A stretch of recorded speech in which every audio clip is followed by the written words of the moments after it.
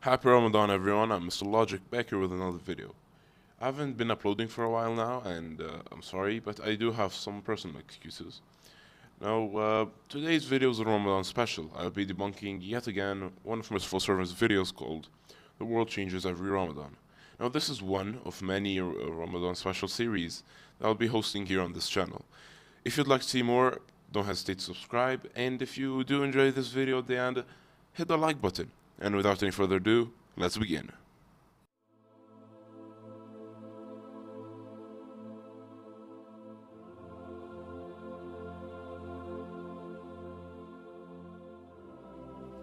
The Messenger ﷺ says in the authentic hadith, when it's the first night in Ramadan,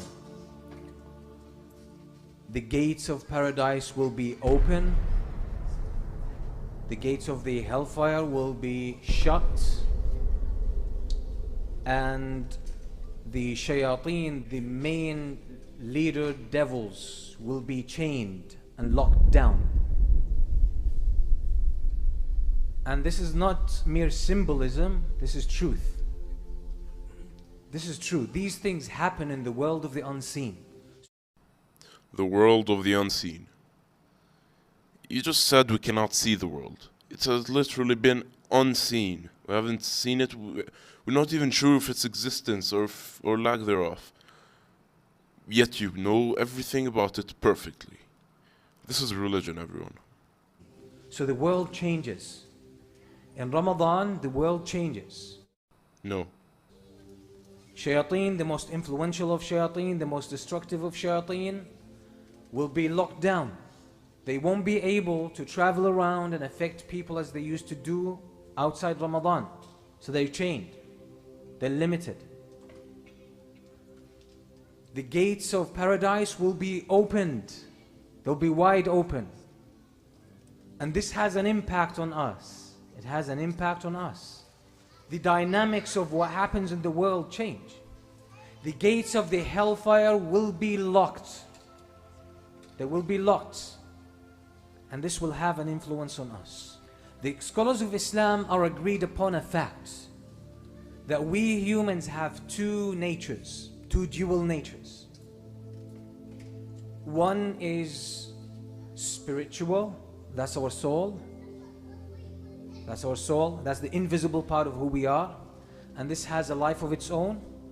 And there is the visible side of us, which is the physical side that we can see and touch.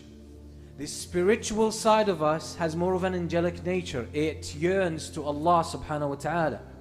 And the physical side of us is more like the animals. It's all about eating, drinking, reproducing, and the physical desires and the physical attachments and orientations that we have. And upon death, these two natures will be separated. The soul will depart the body. The soul is part of the world of the unseen. We can't touch it, we can't smell it, we can't taste it. Yet we know everything about it.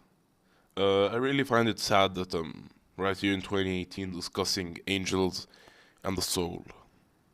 We can't even hear it. That's the soul, but that's who we really are. حَقِيقَةُ الْمَرْءِ نَفْسُهُ, as the scholars say.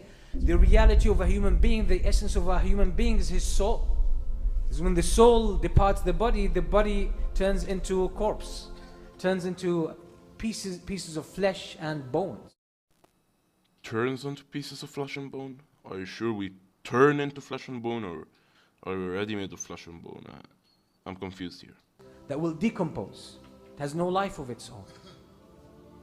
So the spiritual nature of us is part of the unseen. It feels things that happen in the world of the unseen. So when the gates of paradise are open, this impacts our spiritual nature. This impacts our spiritual nature. When the gates of the hellfire are locked, this impacts our spiritual nature. Some part of us feels that. May I just inquire, how the hell do you know all of this? The Prophet ﷺ says in the authentic hadith, which is in الصحيح, ما جلس قوم في بيت من بيوت الله يتلون كتاب الله ويتدارسونه بينهم إلا نزلت عليهم السكينة وحفتهم الملائكة وَذَكَرَهُمُ اللَّهُ فِي مَنْ عِنْدَهُ. Any group of people who gather together in a masjid, in one of the houses of Allah, they recite the book of Allah, the words of Allah, and they study it.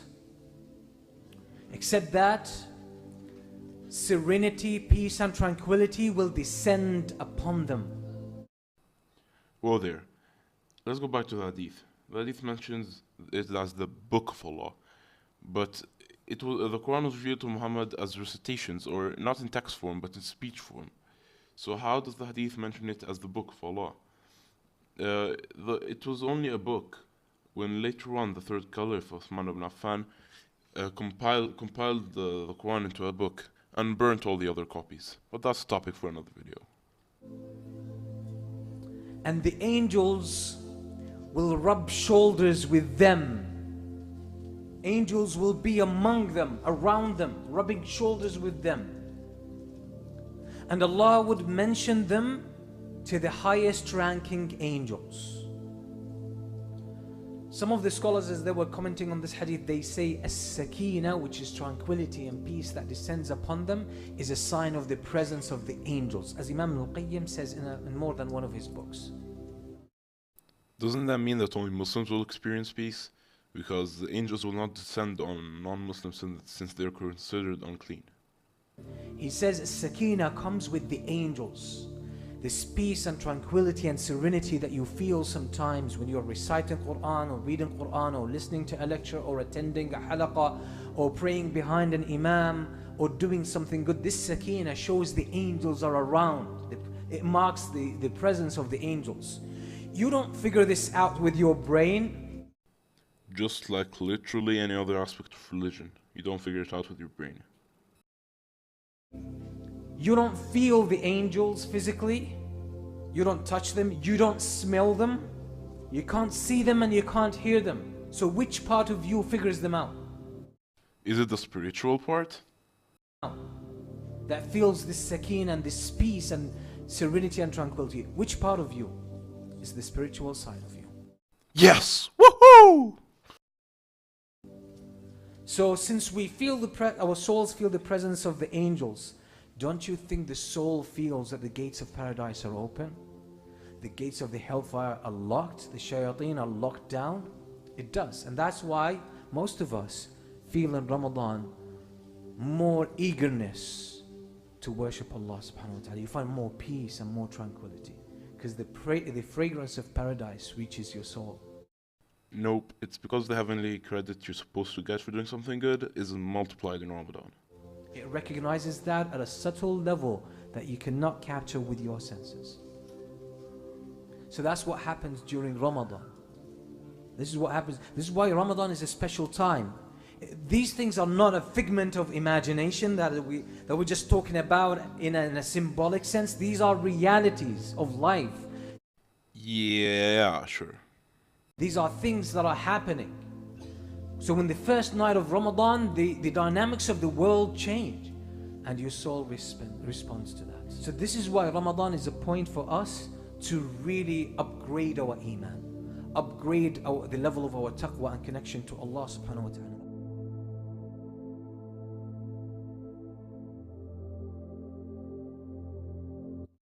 Okay guys, that was it for today. Hope you enjoyed. If you did, leave a like, and if you'd like to see future content like this, go down and subscribe. It's free, and I'll see you all in the next one.